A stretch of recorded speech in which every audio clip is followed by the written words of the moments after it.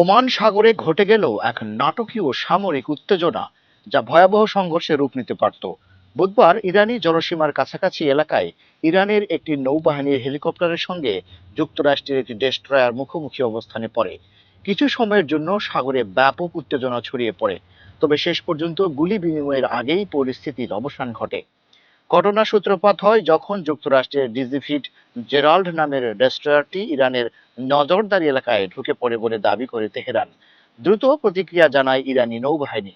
একটি সামরিক হেলিকপ্টার দ্রুত জাহাজটির কাছে গিয়ে স্পষ্ট ভাষায় এলাকা ত্যাগের জন্য কঠোর সতর্কবার্তা জারি করে।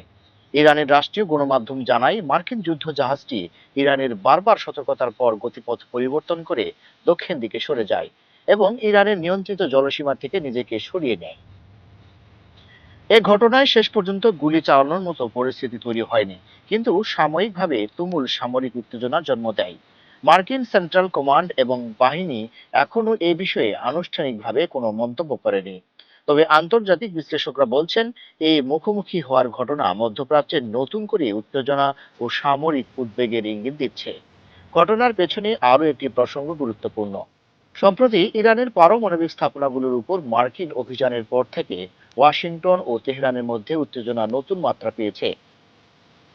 যুক্তরাষ্ট্র দাবি করছে ইরানের পরমাণু কর্মসূচি আসলে গোপনে পারমাণবিক অস্ত্র তৈরির জন্য ব্যবহৃত হচ্ছে।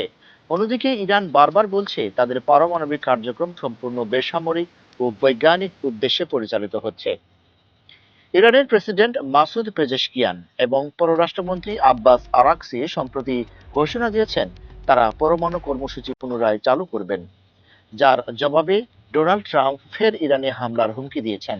বিশেষজ্ঞরা বলছেন, ওমান সাগরের এই ঘটনাটি বড় কোনো সামরিক সংঘর্ষের আলামত না হলেও ভবিষ্যতের জন্য এক বিপজ্জনক বার্তা বহন করে, যেখানে একটি ভুল বোঝাবুঝি রূপ নিতে পারে বিস্ফোরক যুদ্ধের।